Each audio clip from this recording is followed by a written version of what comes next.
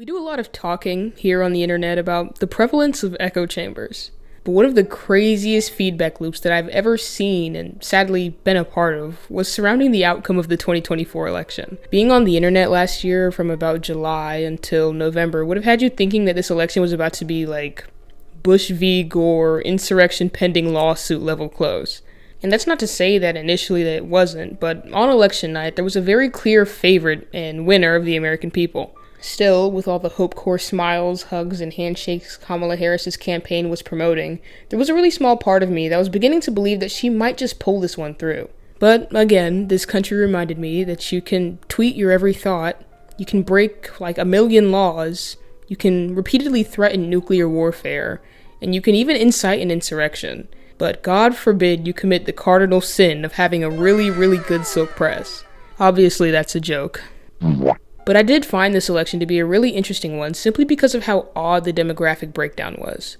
You see, when things take a turn for the conservative in America, a lot of people's first instinct is to attribute that to white rural America. And that definitely was a group that did not fail to show up for Republicans. However, one thing that I found to be super surprising was that, according to the Associated Press, the percentage of white Trump voters in 2024 was almost exactly the same, if not less than the amount of white voters in 2020. Which means the votes that won Trump this election had to come from somewhere else, and we find our answer quite substantially in Black and Latino men. Now, of course, Black and Latino women did play a part here as well, with the increase of Latina votes for Trump clocking in at 7% and Black women's votes at 10%.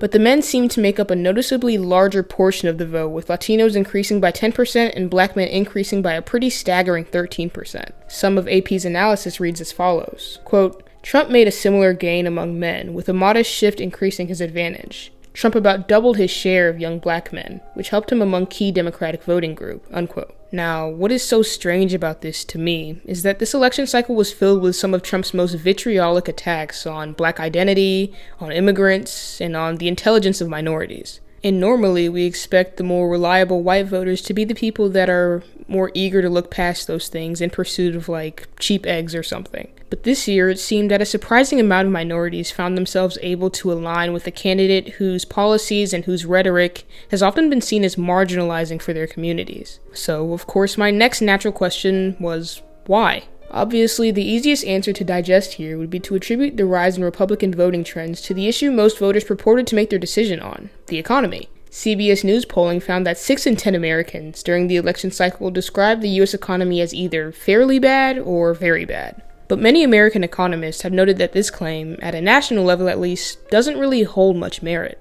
Our GDP is growing, unemployment and the labor market are rebalancing, and inflation is at a 3-year low, which is pretty crazy when you consider that less than 4 years ago we were in the midst of a business-eating pandemic. Economic forecasters have said that realistically we should be experiencing a recession right now. I could go on here, but for the sake of brevity, I'm gonna get to the point. To me, this election cycle seemed like a battle of ideology, much more than a battle of policy.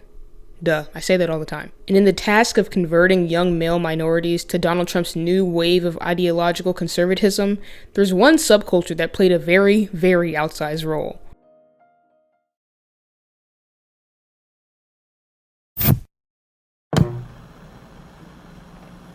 We got a new cup today. Here, do you like it?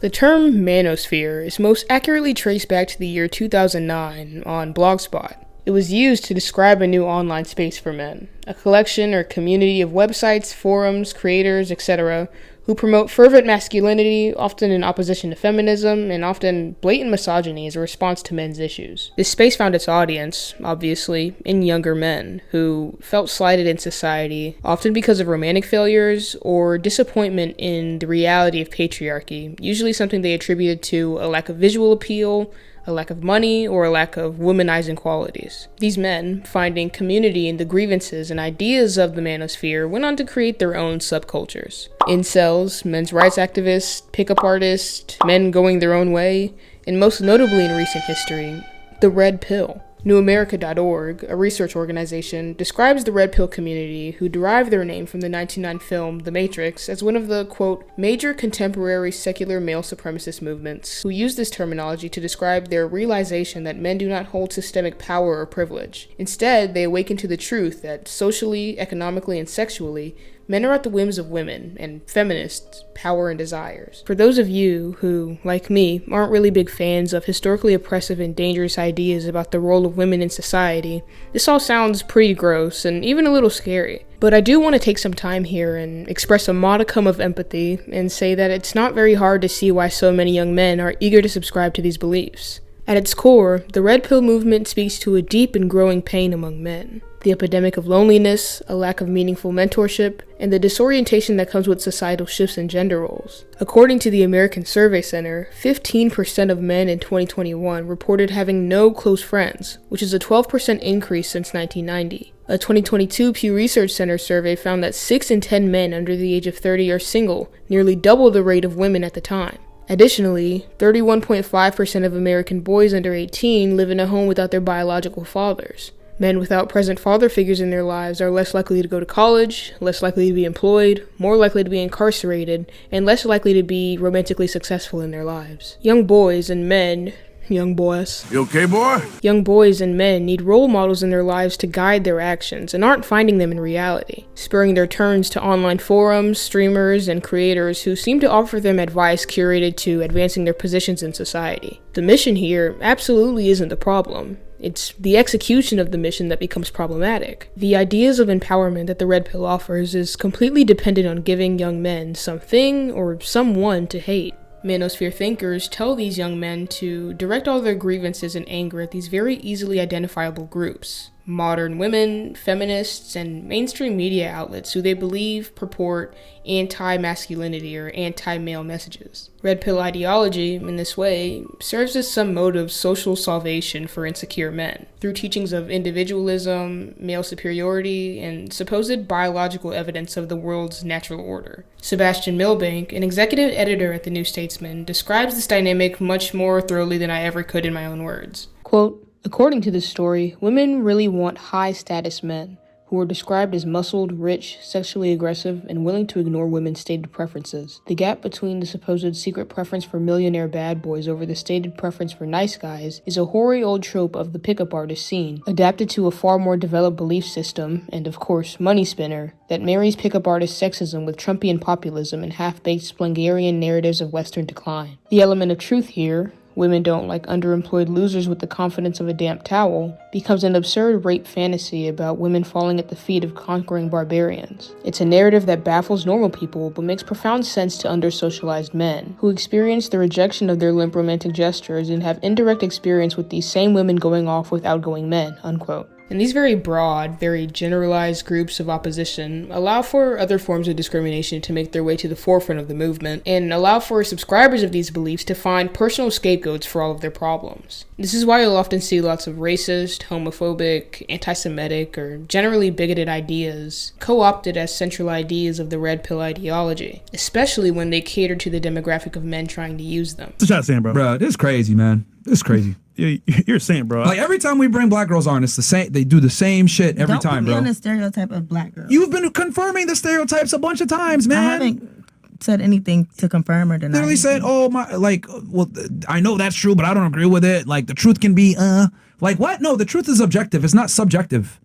I, in my research about this topic, often found myself extremely surprised that the red pill cognitive dissonance hasn't beset more of them en masse. How can you, a man, simultaneously believe that women are biologically and psychologically beneath you, and yet somehow still maintain control over society and your psyche in the form of rejection of sexual advances? It's weird, but I digress. With all these scapegoats and promises and answers, you would expect the red pill to be able to pull through on their one goal as a movement, empowering young men. However, through examining the dogma of the red pill, you'll find that they actually serve to do the exact opposite.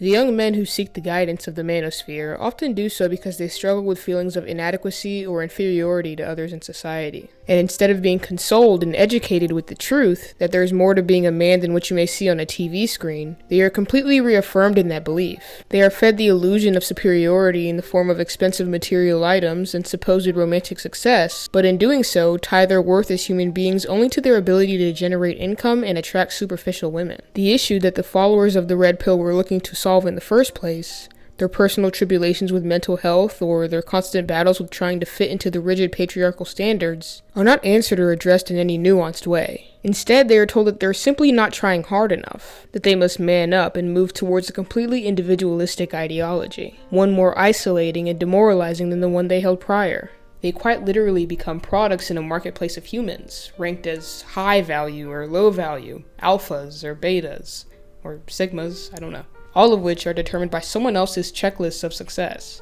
Red pill thinking completely obliterates the complex line between self-improvement and self-acceptance, and convinces men that their only function is as the conqueror, the imperialist. It's dehumanizing for everyone involved, and for those who can open their eyes to realize that, namely those who share their stories on forums like r/xredpill or r/incelexit, are happy to share with their peers how abandoning lines of thought that focus on trivializing the humanity of entire demographics of people can be a really freeing experience.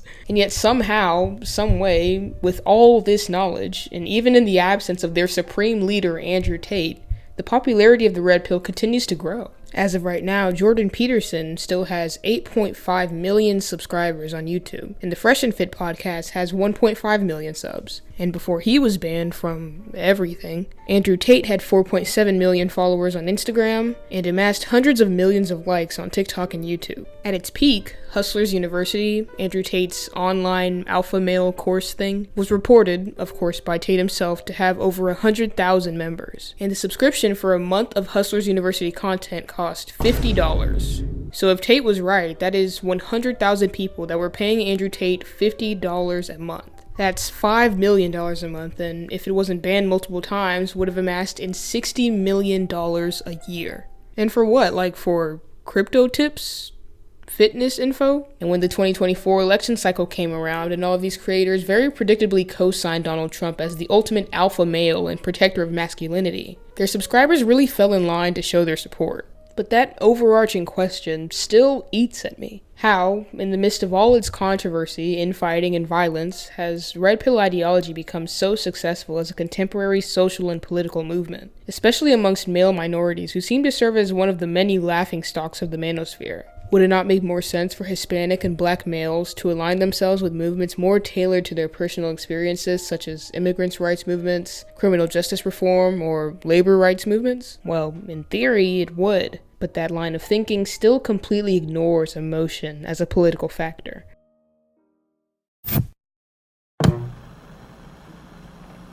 There wasn't a naturally large deal made last year of celebrity or influencer endorsements of political candidates. And while the more conservative-leaning creators and celebrities seem to take no issue with expounding their views to their audience, those on the left seem more than eager to keep quiet. Nikki Glaser at the Golden Globes this year made a pretty good joke about this in her opening monologue. Some of you may know me as a stand-up comedian and from my appearances on Roast, but I am not here to roast you tonight. I want you to know that, and how could I, really? You're all so famous, so talented, so powerful. I mean, you could really do anything. I mean, except tell the country who to vote for, but it's okay. You'll get them next time, if there is one. Now, the question of whether or not it should be the job of public figures or celebrities to influence national politics is a conversation for another day, or another video. But it seems like Nikki Glaser and others on the left are beginning to notice how ineffective liberals are when it comes to banding together. As much as the left can take away from Donald Trump and his supporters, there's one thing that is absolutely undeniable about them. When it matters, they can create a level of political cohesion that has proven to be remarkably effective at winning elections and shaping national discourse. So, why is this? Well, Republicans, the party of fact and logic, have contemporarily mastered the art of emotional storytelling. One argument that you'll see many online debaters like Dean Withers or Destiny post to their conservative counterparts is that they are unable to name any Trump policies that they can attribute to their reasoning for voting for him. And generally, this is true. So I've like a lot of reasons I'd like to bring up here why I'd say that Trump doesn't care about the American people, but you reference his economic policy, and we could reference that. So yeah, can you name like one economic policy that Donald Trump influenced to get passed that benefited the low and the middle class more than it benefited the top 1%? Well, first of all, the Democrats pass all these policies. Wait, just about Donald Trump. Can you name one policy he influenced to get passed that benefits the low and the middle class more than it benefited the top 1%? Yeah, he tried to, or during COVID, he tried to keep businesses open. I mean, Democrats were trying to close down all their states. Can you name a policy? Businesses that they put, no.